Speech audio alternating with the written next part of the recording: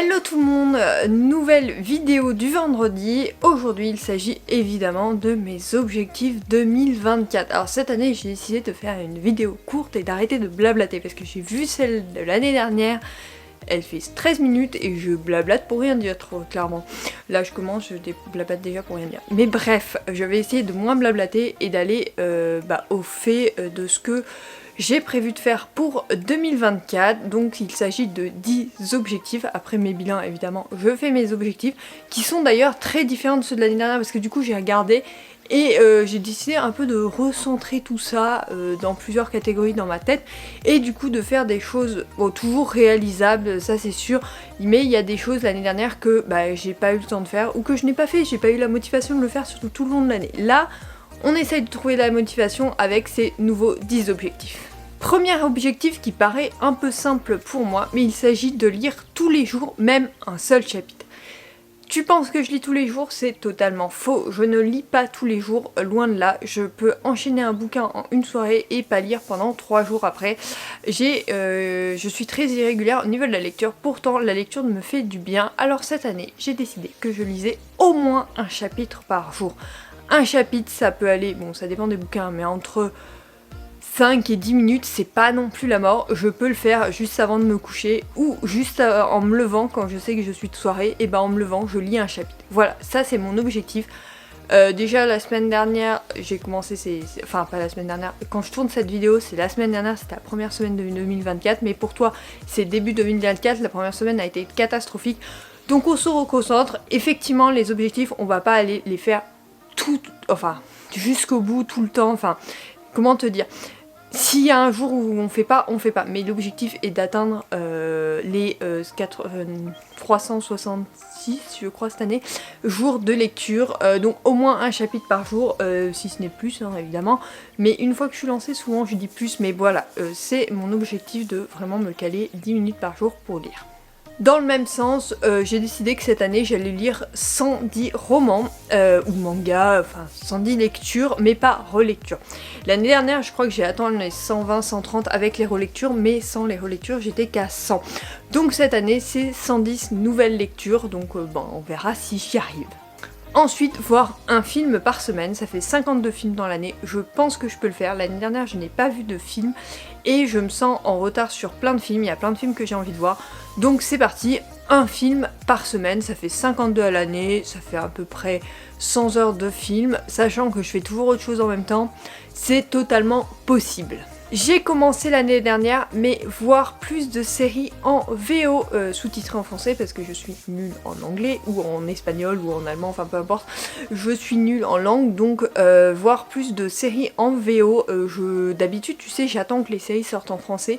Là, cette année, on n'attend pas. Il y a certaines séries, genre Grey's Anatomy, Station 19, Blue Bloods, on va les voir en anglais, sous-titrées en français.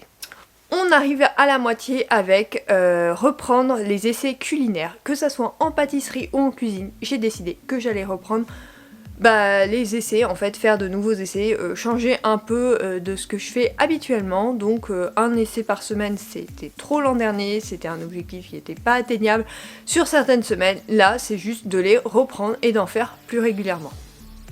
Ensuite, réduire mon temps sur les réseaux sociaux, sur le téléphone. Donc là, je suis déjà en train de le faire en janvier, je t'en parle dans les Wikivlogs, alors n'hésite pas à me suivre. Objectif, moins de 3 heures de téléphone par jour en moyenne sur la semaine. Objectif de fin d'année, là en début d'année, à l'heure actuelle où je te parle, j'en suis à 5 heures en moyenne. Donc il faudrait réduire de 2 heures sur moyenne, sachant qu'il y a certains week-ends, je arrive à être moins d'1 heure sur mon téléphone. Donc c'est totalement possible, il faut juste que j'arrive à le mettre de côté. Donc on va reprendre la méthode que j'ai faite pendant mes études, je t'en parle dans mes Wikivlogs. Faire au moins 10 000 pas par jour. Objectif simple, au premier abord, on pense tous faire 10 000 pas par jour, c'est totalement faux.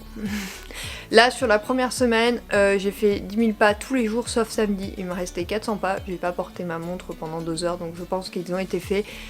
Il n'empêche que 10 000 pas c'est déjà pas mal et c'est important. En fait ça, si je ne vais pas me promener ou si je vais pas courir, je ne les fais absolument pas.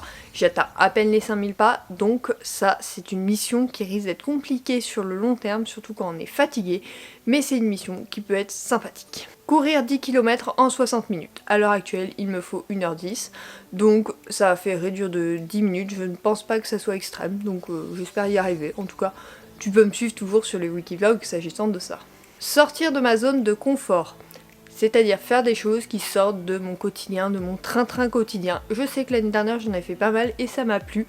Donc là j'ai décidé d'en faire plus. Donc il va falloir que je trouve ce que je peux faire pour sortir de ma zone de confort. Mais je pense que je vais trouver parce que la liste est longue. Et même si c'est des choses qui me font peur et tout ça, bah c'est quelque chose que je veux tenter. Donc on verra bien. De toute façon je t'en reparlerai sur les réseaux sociaux, sur les wikivlogs de ça.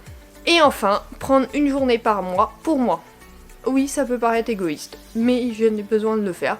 Donc ça sera une journée qui sera soit un week-end, soit un congé, et où je ne ferai rien pour la maison. Je prendrai une journée pour moi, c'est-à-dire j'irai me balader, j'irai faire du shopping avec une amie, peu importe, mais je ne ferai rien de mon train-train quotidien, je ferai que des trucs pour moi en fait, je ne cuisinerai pas pour monsieur, je ferai des trucs pour moi. Donc là, normalement quand tu verras cette vidéo, je crois que c'est lundi que j'ai prévu de faire un cours de pâtisserie et du coup de prendre du temps pour moi. Donc j'espère que je pourrai t'en reparler également.